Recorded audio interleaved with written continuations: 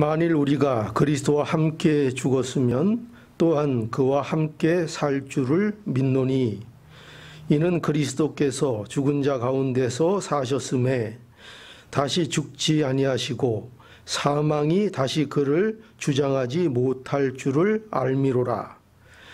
그의 죽으심은 죄에 대하여 단번에 죽으심이요 그의 살으심은 하나님께 대하여 살으심이니 이와 같이 너희도 너희 자신을 죄에 대하여는 죽은 자요 그리스도 예수 안에서 하나님을 대하여는 산 자로 여길지어다. 그러므로 너희는 죄로 너희 죽을 몸에 왕노릇 하지 못하게 하여 몸의 사욕을 순종치 말고 또 너희 지체를 불의의 병기로 죄에게 드리지 말고 오직 너희 자신을 죽은 자 가운데서 다시 산 자같이 하나님께 드리며 너희 지체를 의의 병기로 하나님께 드리라. 죄가 너희를 주관치 못하리니 이는 너희가 법 아래 있지 아니하고 은혜 아래 있음이니라. 아멘. 오늘은 지난 시간에 이어서 하나님께 대하여 산 자 이런 제목으로 하나님의 말씀을 증거해 드리도록 하겠습니다. 우리가 지난 시간에는 죄에 대하여 죽은 자에 대해서 말씀을 나누었습니다. 성도가 은혜를 핑계로 죄에 거할 수 있는가? 그럴 수 없다. 이렇게 말했습니다. 더 쉽게 말하자면 하나님의 사랑을 핑계로 죄를 가볍게 생각할 수 없다는 것이지요. 왜냐하면 성도는 그 정체가 뭐냐? 그 정체성이 죄에 대하여 죽었기 때문이라고 말씀했습니다. 죄에 대해서 죽었다. 바울은 그리스도와 연합된 성도는 그리스도의 죽음과 함께 어떻게 됐죠? 죽었고 그리고 또 그리스도가 살 때 함께 살았다. 이렇게 증거하고 있습니다. 그래서 이제 신자에게 있어서 더 이상 죄가 그들에게 왕노릇을 하지 못한다. 이렇게 바울이 증거했습니다. 그리고 이제 바울은 또 성도는 어떤 자들인가? 이 정체성에 대해서 하나님을 대하여 산 자라. 오늘은 이제 그것을 우리에게 말씀해 주고 있습니다. 그리스도 하나님에 대하여 산 자. 오늘 그래서 본문 8절에 이렇게 되어 있습니다. 만일 우리가 그리스도와 함께 죽었으면 또한 그와 함께 살 줄을 믿노니. 자, 무엇을 믿는가? 우리가 그리스도와 함께 죽었다는 것이 사실이라면, 정말 우리가 그리스도와 함께 죽었다면 또 그리스도와 함께 살 줄을 우리가 믿는다. 그게 믿음이다. 그 믿음을 우리가 가지고 있다. 이렇게 말하고 있죠. 그리고 그 이유를 말하기를, 그 이유를 뭐라고 얘기하고 있는가? 9절에 보니까 이는 그리스도께서 죽은 자 가운데서 사셨음에 다시 죽지 아니하시고 사망이 다시 그를 주장하지 못할 줄을 알미로라. 그의 죽으심은 죄에 대하여 단번에 죽으심이요 그의 살으심은 하나님에 대하여 살으심이니 이와 같이 너희도 너희 자신을 죄에 대하여는 죽은 자요 그리스도 예수 안에서 하나님을 대하여는 뭐로요?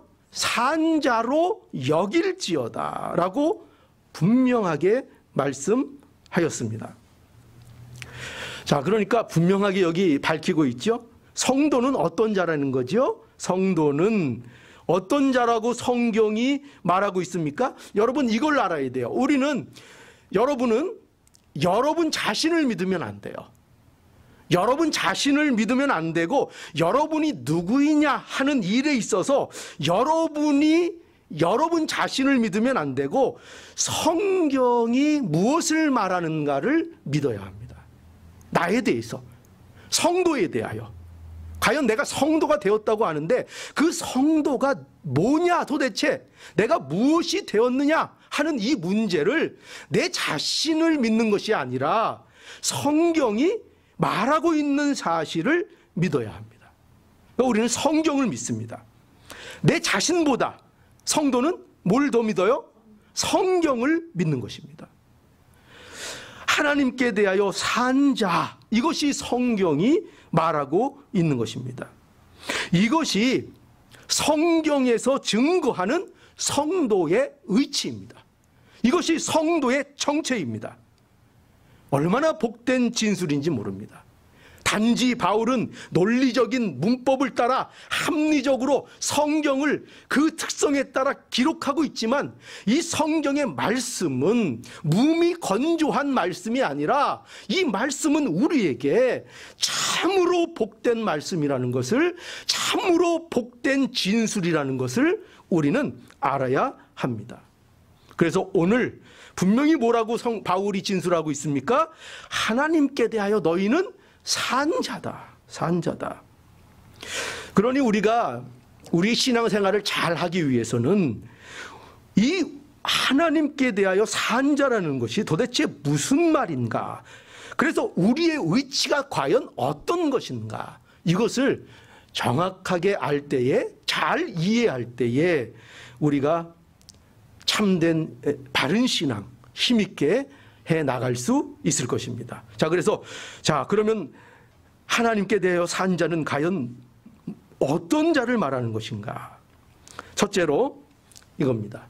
하나님께 대하여 산 자는 하나님과의 관계가 회복됨을 말합니다. 하나님께 대하여 산 자가 누구냐 하면은 어떻게 이해하면 돼요? 하나님께 대하여 산 자라는 것은 하나님과의 관계를 회복한 것이구나 하는 것을 알으면 됩니다.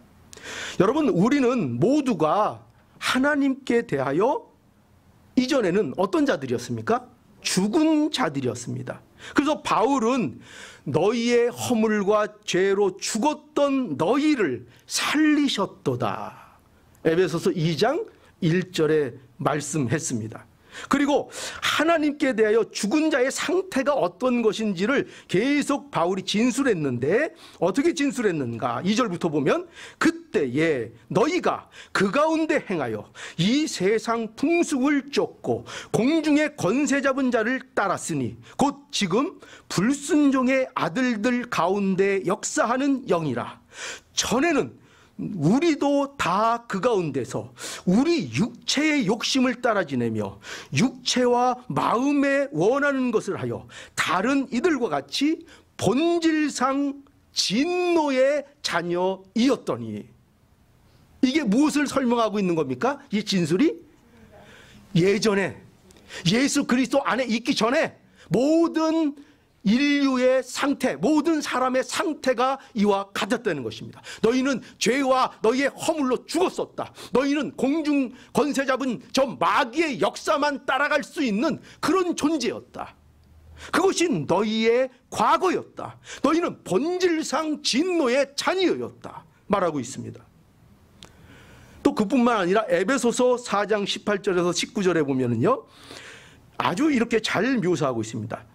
저희 총명이 어두워지고 저희 가운데 있는 무지함과 저의 마음의 굳어짐으로 말미암아 하나님의 생명에서 떠나 있도다.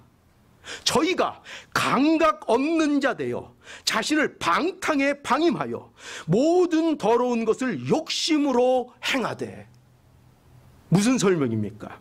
이방인들에 대한 당시의 진술입니다. 이것은 예수 그리스도 안에 있지 않는 자들의 상태를 얘기합니다.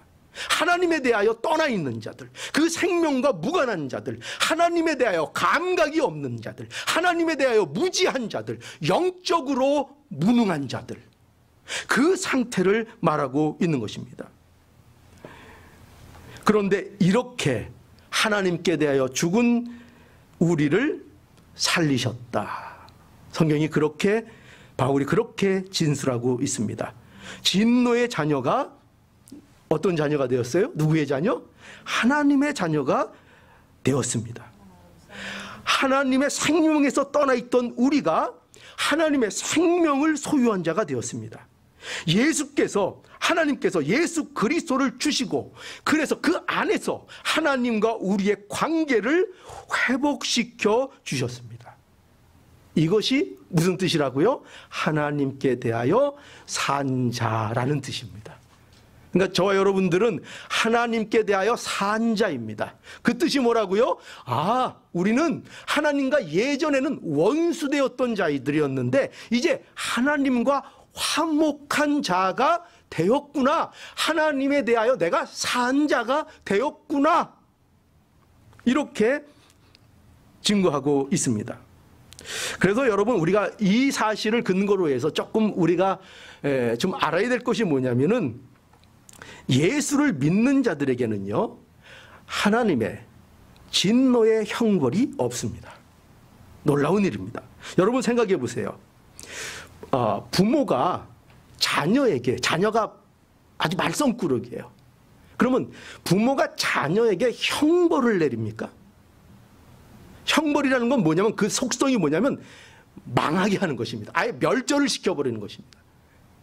어느 부모가 자기 자녀가 잘못했다고, 자녀가 못났다고 형벌하고 심판하는 부모가 도대체 어디 있습니까? 그럴 수 없습니다.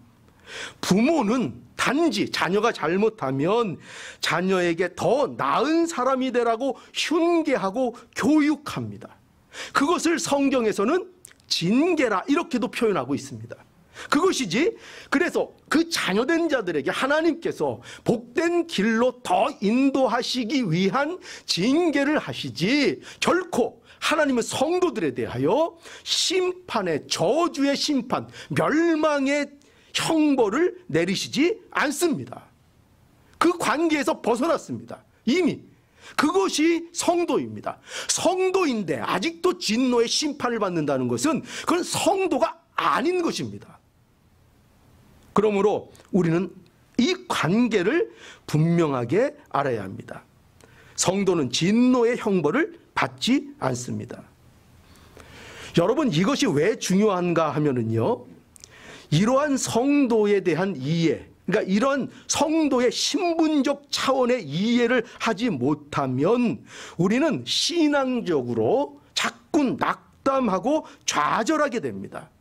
왜냐하면 우리에게 요구되는 삶의 이 모든 요구들이 우리가 볼 때에 우리가 늘 하나님 앞에 산 자와 같을 때가 늘 지속되는가? 늘 그런가? 우리는 우리의 삶이 도덕적으로나 윤리적으로나 법적으로나 율법적으로나 볼 때에 늘 하나님 앞에 산 자와 같은 그런 모습으로만 사는가? 여러분 그렇습니까? 살다 보면 우리도 죄를 지을 때가 있고 실족할 때가 있고 얼마나 부족한지 모릅니다. 애쓰지만 거룩하게 살고자 하는 마음이, 그 사모함이 있지만, 그러나 얼마나 우리가 그것에 대해 부족한지를 우리는 잘 합니다. 우리가 그 하나님이 요구하는 그 수준에 얼마나 미달한지를 우리는 너무나도 잘 압니다. 이것이 우리의 현실입니다. 그렇기 때문에 우리의 구원이라는 것이, 우리가 하나님 앞에 산 자라는 이 말씀이 신분적이고 법정적인 차원의 의미라는 것을 이해하지 못하면 우리는 실족할 것입니다. 낙담할 것입니다. 그래서 좀 안 좋은 일이 있고, 좀 징계받는 것이 있는 것 같고, 뭐 일이 안 되는 것 같고, 내가 믿음이 약해진 것 같고, 그러면 내가 하나님의 자녀가 아닌가 보다. 이런 유혹에, 이런 실족에 빠지게 되는 것입니다. 그래서 신앙적으로 자포자기하는 그런 신앙의 모습을 갖게 됩니다. 여러분, 인간이 완벽주의를 기하는 것도, 그것도 교만인 것을 알아야 된다. 우리가 완벽하려고 하는 것, 하나님 앞에 완벽을 추구하고 너무 내가 완벽하려고 하는 그것조차, 그것은 어쩌면 우리가 가지고 있는 교만일지 모릅니다. 우리가 누구인지를 모르는 교만의 모습일지 모릅니다. 여러분, 종교개혁가 마틴 루터에게도 이런 시험이 있었다는 것을 아십니까? 어떻게 시험했겠죠, 마귀가? 이렇게 시험했습니다. 너 같은 게 무슨 종교개혁을 하는가? 내가 종교개혁을 할 자격이 있는가? 너는 그렇게 깨끗한가? 누가 우리에게 뭘 이렇게 좀 이렇게 좋은 말 해주면 뭐 당신은 잘합니까? 이거 아주 안 좋습니다. 그럼 누가 도대체 가르치고, 누가 좋은 말을 해주고, 누가 권면을 해주고. 오늘 물론 남을 비난하고 정죄하는 것은 나쁩니다. 그러나 사랑으로 권할 수 있습니다. 근데 그것에 대해서 그러면 너는 잘하는가? 너는 괜찮은가? 그러면 참 곤란해지지 않겠습니까? 예. 그래서 마틴 루터도 그와 같은 시험을 마귀로부터 받았다는 것입니다. 너는 깨끗한가? 네가 뭔데? 네가 그렇게 깨끗하? 내가 종교개혁을 뭘 하겠다고? 어련히 잘할까봐. 너보다 훌륭한 사람들이 얼마나 많은데. 이런 시험과 유혹이 있었습니다. 여기에 넘어갔으면 마틴 루터가 종교개혁의 깃발을 쳐들지 못했겠죠. 그러나 루터는 로마서 8장 1절의 이 말씀, 그러므로 이제 그리스도 예수 안에 있는 자들에게는 결코 정죄함이 없나니 이는 그리스도 예수 안에 있는 생명의 법이 죄와 사망의 법에서 너를 해방하였음이니라. 이것을 믿었습니다. 내가 이제 정죄받지 않는다. 내가 이제 죄에 대하여 자유하다 하는 것을 믿음으로 확신함으로 이 사단의 시험을 이길 수 있었던 거지요. 그러니까 여러분, 우리도 이 사실을 분명히 알아야 합니다. 예수를 믿는 자들은 분명히 이미 뭡니까? 하나님의 자녀입니다. 이미 그 복된 자리에 들어와 있는 것입니다.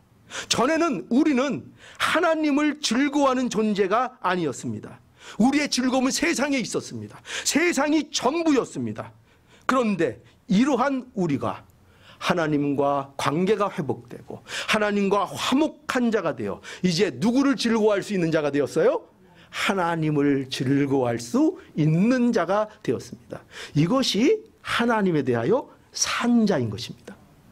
세상에 대하여는 이제 죽고 하나님께 대하여는 이제 살아. 하나님이 즐거운 자들, 하나님의 어떠하심이 나의 즐거움으로 오는 자들, 그러한 자들이 된 것입니다. 이것이 하나님께 대하여 산 자라는 중요한 뜻입니다. 그리고 두 번째로 하나님께 대하여 산 자라는 것은 두 번째 의미가 이런 의미를 또 갖고 있어요. 뭐냐면 복된 존재가 되었다 하는 것입니다. 복된 존재가 되었다. 우리는 전에는 어떤 존재였을까요? 지금은 복된 존재입니다. 그러면 우린 과거에는 어떤 존재였을까요? 복 없는 존재, 지지리도 복 없는 존재. 그건 뭐 부모가 누구고 환경이 어떻고 그거 얘기하는 거 아닙니다.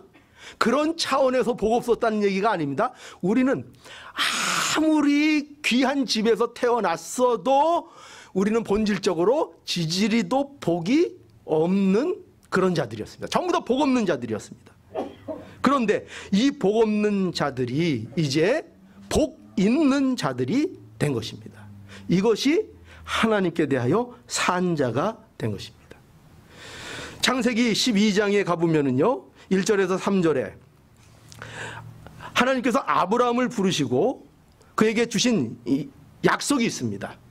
복을 주시겠다 이렇게 약속했습니다. 여기 보니까 여호와께서 아브라함에게 이르시되 너는 너의 본토 친척 아비집을 떠나 내가 내게 지시할 땅으로 가라. 내가 너로 큰 민족을 이루고 내게 복을 주어 내 이름을 창대케 하리니 너는 복의 근원이 될지니라. 너를 축복하는 자에게는 내가 복을 내리고 너를 저주하는 자에게는 내가 저주하리니 땅의 모든 족속이 너로 인하여 복을 얻게 될 것이라. 하나님의 약속입니다. 아브라함에 대한. 그런데 여러분 보십시오. 아브라함은 이전에는 지지리도 복이 없던 사람이었습니다. 아브라함도 역시 복이 없던 사람이, 그의 아버지는 이방 신을 만드는 이방 신의 제작자였습니다. 그도 그 아버지 밑에서 그 가업을 물려받아 이제 우상을 만들며 우상을 섬기는 그 자리에 있어야 할 그런 자였습니다. 복이 있었습니까? 복이 없었습니다. 성경에 의하면 지지리도 복이 없는 자였습니다. 환경에 대한 것이 아닙니다. 그런데 하나님이 그를 부르셔서 뭐가 되게 하셨다고요? 내가 너에게 복을 주되, 그 복이 어떤 복이냐? 단순히 환경적으로 번성하는 정도가 아니라 너를 복의 근원으로 삼겠다.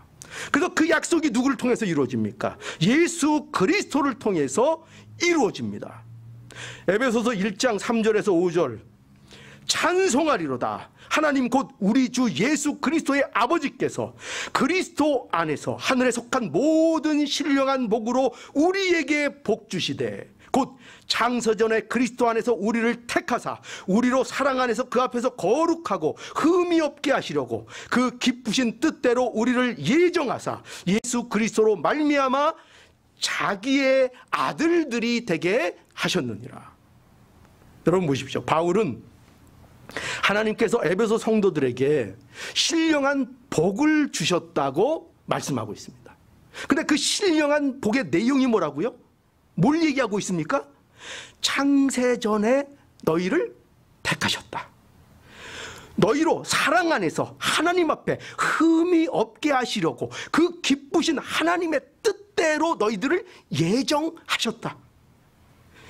그래서 너희를 그리스도 안에서 때가 됨에 부르셔서 너희들을 하나님의 자녀가 되게 하셨다. 이게 뭐라고요? 이게 하나님이 약속하신 신령한 복입니다. 이게 복인 거예요. 너희를 창세전에 내가 너희를 내 계약 아래 두었다. 때가 되면 너희를 예정하고 때가 되면 너희를 불러서 너희를 나의 자녀가 되게 하고 나의 양자를 삼았다. 이것이 나의 계획이고 나의 복이고 내가 너희에게 주고자 하는 모든 복의 근원이다. 예수 그리스도께서 이 복을 이루어 주신 것입니다.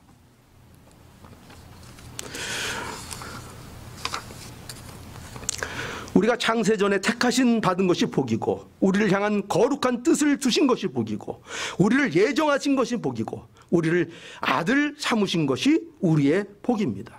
그러니 보세요. 환경적이라기보다, 그죠? 이 복들은 환경이나 조건적이라기보다 뭡니까? 그 존재에 대한 복이죠. 그 존재를 복되게 하시는 것입니다. 그 존재가 복된 존재가 되게 하십니다. 하나님께 대하여 그 존재가 산 자가 되게 해 주신 것입니다. 여러분, 나이가 들어가면서 가장 큰 복이라고 느껴지는 게 여러분 뭐가 있으세요? 너무 성경적으로 대답하려고 하지 말고 나이가 들어가시면서 가장 이게 그래도 뭐니 해도 이게 큰 복이다 이렇게 생각되시는 게 뭡니까? 건강이죠. 예. 그거 뭐 거의 그렇게 물론 뭐 자녀 뭐 여러 가지 있겠지만 우선 건강입니다. 누구든지 자녀도 건강했으면 좋겠고 부모님도 건강했으면 좋겠고 무엇보다 자기 자신이 건강했으면 좋습니다. 아픈 곳 없고 내 몸을 내 마음대로 내가 컨트롤하면서 살 수 있고 그 상태가 얼마나 그립습니까? 예전에는 막 날아다녔잖아요. 그죠? 그 상태가 얼마나 그립습니까? 여러분, 돈이 있고 집이 있고 좋은 차가 있는 것은 그 다음의 문제입니다. 그렇지 않습니까? 아무리 맛있는 게 아무리 쌓여 있어도 그거 뭐 합니까? 이가 흔들리는데요. 이가 흔들리는. 그렇죠? 아무리 좋은 차가 있으면 뭐 합니까? 무릎이 아파서 차를 누를 수가 없는데. 그 뭐 합니까? 모두 건강한 다음의 문제요. 몸이 쌩쌩한 다음에야 그것들이 의미가 있게 되는 거죠. 여러분, 정말 복이 뭐냐? 그런 의미예요. 세상에서도 그렇잖아요. 우리에게 있어서 정말 복이 뭐냐? 하나님께서 우리에게 그렇게 주시고자 하는 그 복이 뭐냐? 바로 그 존재가 복된 것입니다. 너를 복되게 하시겠다는 것입니다. 너를. 여러분 생각해 보세요. 내가 복된 존재가 아닌데 뭘 거기다가 주렁주렁 치장한다고 그게 복된 것이 되겠습니까? 내 자체가 복되질 않은데요. 중요한 건 존재, 내 자체가, 나라는 이 인격적 존재, 이 사람이 복된 사람이 돼야 하는 것입니다. 그렇죠? 그러니까 뭘 제가 강조하는가? 하나님이 우리에게 주시고자 하는 복은 뭐예요? 존재의 아름다움입니다. 존재의 풍성함, 그 존재가 복되게 되는 것입니다. 그래서 성경은 예수 믿는 자들에게 복된 존재라 말씀하고 있습니다. 여러분 마태복음 5장에 가보면 13절에 이런 말씀이 있어요. 너희는 세상의 소금이다. 또 14절에는 너희는 세상의 빛이라. 이 말씀은 우리가 누구인지를 선언하는 말씀입니다. 무슨 말씀인가? 너희라는 존재가 빛이다 이거예요. 너희라는 존재가 소금이라는 거예요. 그 존재 자체가 그렇다는 것입니다. 여러분 이건 굉장히 중요합니다. 여러분 소금이 맛을 잃을까? 여러분 우리가 맛을 잊지 말자 그런 말을 많은데 여러분 안 짠 게 소금입니까? 그럴 수 없죠. 소금은 당연히 짭니까 안 짭니까? 짠 거죠. 소금이 그 맛을 잃어버린다는 것은 그래서 이런 의미입니다. 정말 소금이 맛이 없어지는 게 아니라 소금이 맛을 잃는다는 것은 그 존재가 그 존재의 역할을 못한다는 것입니다. 그는 분명히 소금인데, 그는 분명히 빛인데, 그는 짜요. 소금이니까 짜요. 짠데 소금인데 뭘 안 해요? 소금의 역할을 안 하는 것입니다. 소금의 역할. 짠 역할을 안 하는 것입니다. 설렁탕집에 뭐가 있어요? 소금이 있죠. 뭐 하라고? 간 맞춰 먹으라고. 그런데 안 치고 아이 싱거워. 뭐가 안 들어갔어요? 소금이. 소금은 짜요 안 짜요? 짠 겁니다. 근데 그 짠 소금이 들어가야 그 맛이 나는 거예요. 근데 그 역할을 안 하고 놔두면 그 소금이 아무리 짠 소금이라도 그거 아무 쓸모가 없는 것입니다. 그러니까 이 비유의 핵심이 뭐냐면 성도는 그와 같은 존재라는 것입니다. 그와 같은 존재. 그러니 그 존재적 역할을 마땅히 해야 한다. 이게 여기서 우리에게 보여주고자 하는 말씀인 것입니다. 그러니 우리는 어떤 존재가 되었는가? 이것을 알고 우리는 그래서 하나님께 대하여 산 자라. 이렇게 말씀하고 있다는 것을 분명히 아셔야 하겠습니다. 여러분들은 하나님께 대하여 산 자입니까? 죽은 자입니까? 산 자입니다. 그럼 여러분은 복된 자입니까? 안 복된 자입니까? 복된 자입니다. 이 사실을 분명히 믿으셔야 합니다. 이것이 저와 여러분들의 정체성이고 이 정체성을 바로 이해해야 여러분들의 신앙에 흔들림이 없이 여러분들의 신앙의 길을 걸어갈 수 있게 되는 것입니다. 그 정체성. 그러잖아요. 내가 누군지를 알아야 그 길 가는데 흔들리지 않잖아요. 달리기 선수는 내가 달리기 선수인 줄 알아야 열심히 달릴 거 아니에요. 달리기 선수가 자기가 누군지도 모르면 그거 제대로 걸어갈 수 있겠습니까? 달릴 수 있겠습니까? 우리 성도는 내가 누구인가 그 정체성을 확인하는 것이 가장 중요한데, 그런데 우리는 하나님께 대하여 산 자다. 이것을 우리는 분명히 알아야 합니다. 자, 그래서 우리가 이제 하나님께 대한 산 자라는 정체성을 이제 우리가 확실히 했습니다. 그러면 이걸 확실히 하는 것으로 그러면 끝나는 것인가? 그게 아니죠. 이제 어떻게 해야 합니까? 이제 하나님께 대하여 우리 자신을 산자로 여겨야 합니다. 산자로 여기라. 바울은 이와 같은 진술을 그 목적을 가지고 진술한 것입니다. 그러니까 6장 1절에서 11절의 그 진술의 핵심이 뭐라 그랬죠? 너희는 죄에 대해서 죽은 자요 하나님에 대해서는 산 자라는 것입니다. 그리고 이제 12절부터 보면은 이렇게 시작하죠. 그러므로 그러므로로 시작해서 이제 이 신자의 영광스러운 신분이 가져오는 신자의 책임이 무언가를 우리에게 진술해 주고 있습니다. 그런데 그거 첫째가 뭔지 아세요? 이겁니다. 뭐냐면 그 첫 번째, 잘 들으세요. 너희 자신을 죄에게 내어주지 말라, 이겁니다. 죄가 너를 마음대로 하도록 죄에게 허락하지 말라, 이겁니다. 이 일을 하지 말라, 이겁니다. 자, 12절. 그러므로 너희는 죄로 너희 죽을 몸에 왕노릇하지 못하게 하여 몸의 사욕을 순종치 말라, 이렇게 말씀하고 있죠. 13절.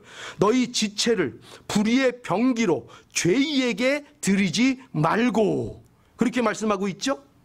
자, 바울이 무엇을 말씀하고 있습니까? 너희는 죄가 너희에게 하려는 것을 하지 못하게 하라, 그런 뜻입니다. 죄가 너희를 몸의 정욕에 굴복시키는 일을 못하게 하라. 더 이상 죄의 지배를 받지 말라. 그 죄가 너희를 지배해서 너희를 좌지우지하도록 죄에게 너 자신을 내어주지 말아라. 죄와, 그러니까 싸워라, 이 얘기죠. 죄와 싸워라. 우리가 우리의 몸을 죄가 사용하지 못하도록 죄와 싸우라. 여러분, 이것이 굉장히 중요한 것입니다. 굉장히 중요해요. 성도가 죄를 짓는 거는 왜 짓는 줄 아세요? 성도가 왜 죄를 질까요? 성도가 죄를 짓는 것은 그 죄에 대해서 자신이 허락하기 때문이에요. 자신이 허락하기 때문에. 분명히 아셔야 돼요. 성도는 이제 죄의 지배 아래 있지 않아요.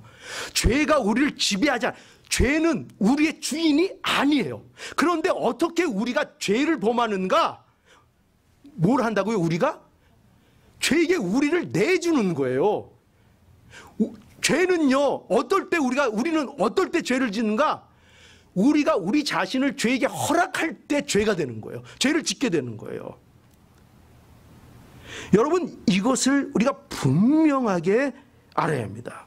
예를 들어서 이런 거죠.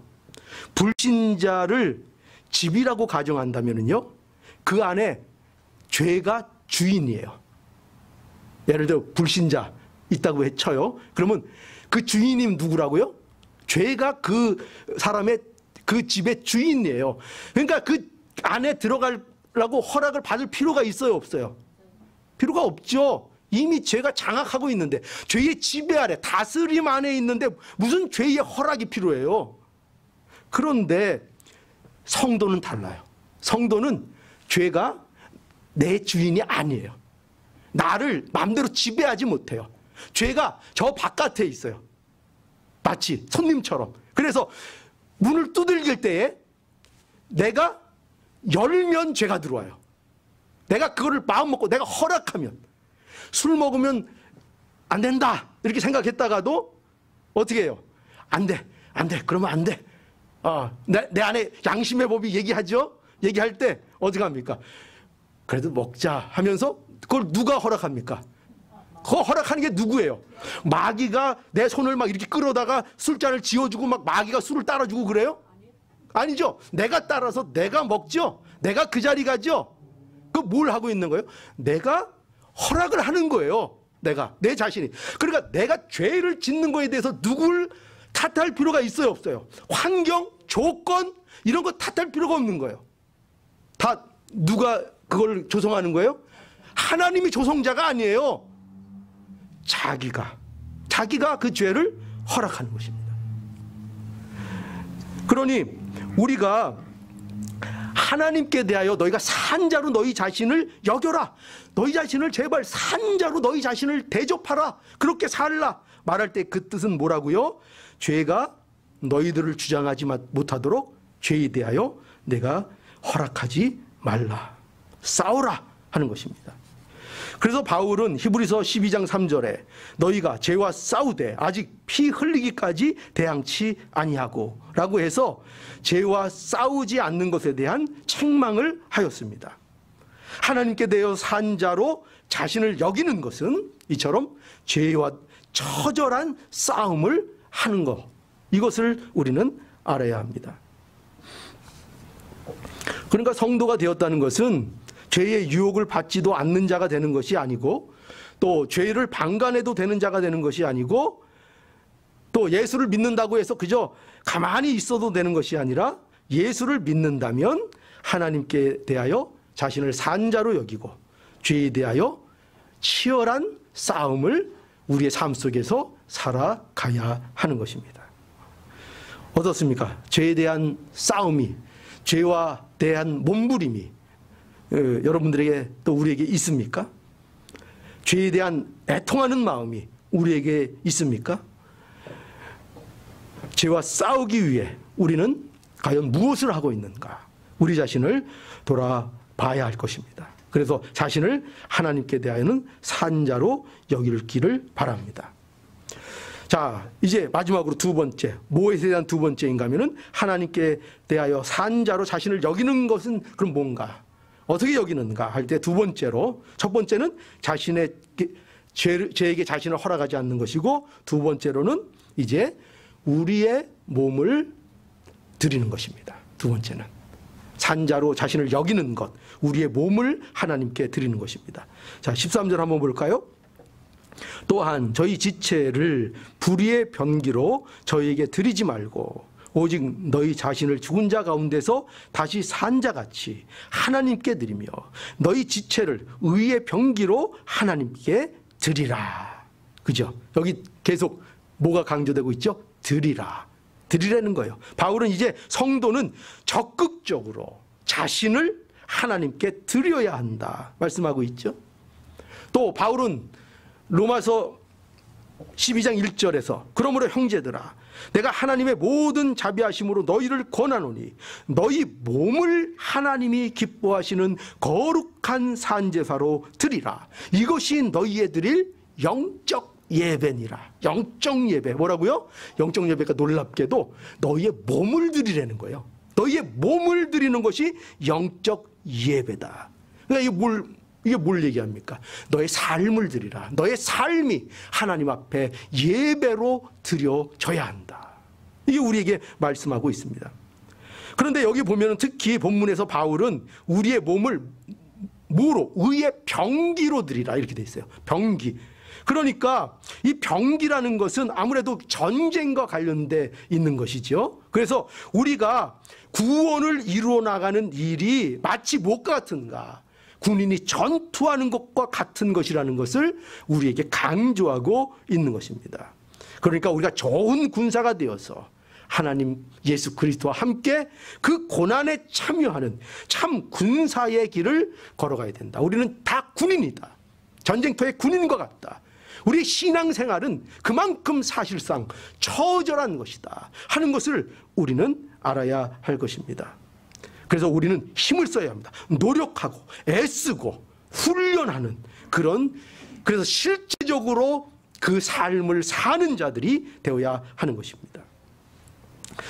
자, 그래서 하나님께 대하여 산 자 두 가지. 첫째 뭐라고요?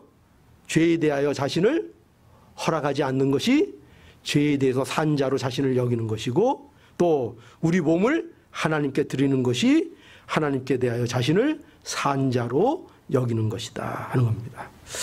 자, 이제 결론 짓겠습니다. 여러분, 이제 우리는 예수 그리스도와 함께 죽고 이제 예수 그리스도 안에서 하나님께 대하여 산 자가 되었습니다. 요 문장을 잘 기억하십시오.